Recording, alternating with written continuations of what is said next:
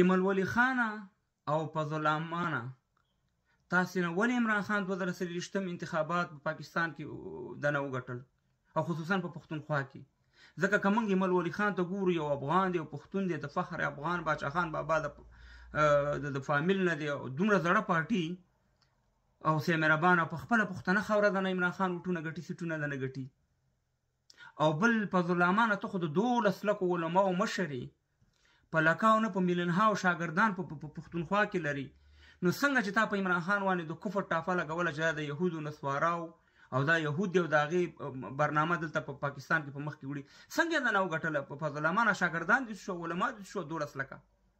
په دې زما خبرې دي زما افغانانو پښتنو ورونو. اول لازم ایمل ولی خان ته، ایمل ولی خان موږ ډېر احترام لرو د فخر افغان باچا خان بابا کورنۍ ته، او تا ته هم د هغې په سترګو لرو، خو تا داسې بیانونه په دې میډیا ورکړه که نه چې هم د ځانه لر افغانان پښتانه خفه کړه او هم د بر، او په هغې کې به درته یو 2 بیانونه وویم. اول ستا د دې بیان څه ضرورت و چې ته په ټي باندې کېناستې په جیو باندې او سلیم صافي سره دې دا انټرویو وه چې هغې دا نه پوښتنه وکړه چې د افغانان پښتانه اوس دا مهاجر په زوره باندې د پاکستان حکومت وباسي او د حل روان ته دې څنګه دغه تا ورته وویلې چې دا یو ډېر ښه کار کوي، باید د افغانان وباسي. ته ماته دا ووایه بحیثیت یو افغان پښتون، تا به ورته ویلی وی چې دا زما خپل افغانان پښتانه ورونه دي، کافر چې کافر د اروپا ملکونه دي، سه مهربانه د دې یو بل ته تګ راتګ باندې پابندي نشته، ویزې ضرورت نشته. عربان وګوره یو بل سره، د امارات وګوره یو بل سره د ویزې دغه نه لري. باید زمونږ هم دا خپل پښتانه زما د وجود حصه ده او دا سه مهربانه باید بې ویزې دلته راشي او ژوند وکړي، ځکه په کوم وخت کې چې دوی راتلو پاکستان ته په هغه وخت کې هغه دوی په ویزې راغلي وو، ولې د دې مهاجرو په سر باندې په بیلیونهاو ډالر د پاکستان حکومت او د ریاست وانغښت او د پوځیانو؟ ستا جواب باید داسې پکار و، ستا جواب د ډورنلینډ په کرښه فرضي کرښه چې ده په هغې باندې داسې پکار و چې دا فرضي کرښه ده، دا هغې افغانانو پښتنو ته او موږ افغانانو پښتنو ته منظور نه ده، ځکه چې د دې فیصله لا نه ده شوې او افغانان د دې دعوه لري او هغه سه مهربانه د دې دعوه کوي. دا یو په دعوه کې پوله ده، دا موږ په رسمیت باندې نه پېژنو فلحال. ته دلته رالې ویلې چې زه د پاکستان افغان یم. پاکستان افغانان د کوم ځای نه را پیدا کړه؟ تا به ویل چې زه په افغان یم، په پاکستان کې اوسېږم، پاکستاني پاسپورټ لرم، شاهدي کارت لرم، مګر زه افغان یم. د دې ټکي څه ضرورت و؟ او عمران خان د هسپتال نه چې په هسپتال نه بخښنه غواړم په جیل کې د افغانانو د مهاجرو په باره کې وروره دغه ورکړو، سټیټمنټ یې ورکړو، بیان یې ورکړو، مروت صاحب راوړو، دلته خلکو ته ویلي چې عمران خان وایي چې زه په دې خلکو ډېر خفه یم چې سه مهربانه د افغانانو سره د پاکستان حکومت ظلم کوي. او د عمران خان هغه بیان هم په اسمبلۍ کې ونه ویلی چې باید دغه افغانان چې دلته اوسېږي باید دلته پاسپورټونه ورشي، د دې ته ورکړی شي، دې ته نیشنلټي ورکړی شي، ځکه چې په بهر ملکونو کې چې ته ځې 1 کال تېرې، 2 کاله تېرې، 3 کاله تېرې، سه مهربانه تا ته دغه درکوي، نیشنلټي درکوي، تا ته دغه ملک تابعیت درکوي، مګر تا یوه خبره هم د افغانانو په دغه کې ونه کړه. او ښکته دې کوم کار وکړو؟ ښکته تاسو ته ما ډېر ویلي چې دا پښتانه دي ستاسې، ستا ورونه دي، دا د پیټۍ والا، دا ټول هغه خلک دي چې د نیشنل پارټۍ کې دا ټول د دې پلار نیکه په نیشنل پارټۍ کې و. اوس که عمران خان ته اورېدلي باید ته داسې بیانونه ورکړې چې دا خپل ورونه ځان سره راجوخ کړې، که نن نه سبا به دا ستایي، مګر تا هغه بیانونه ورکړه د عمران خان په خلاف، د پی ټي آی په خلاف باندې، لکه د ماشومانو بیانونه، هغه د ټول د ځان ورور سه مهربانه پښتانه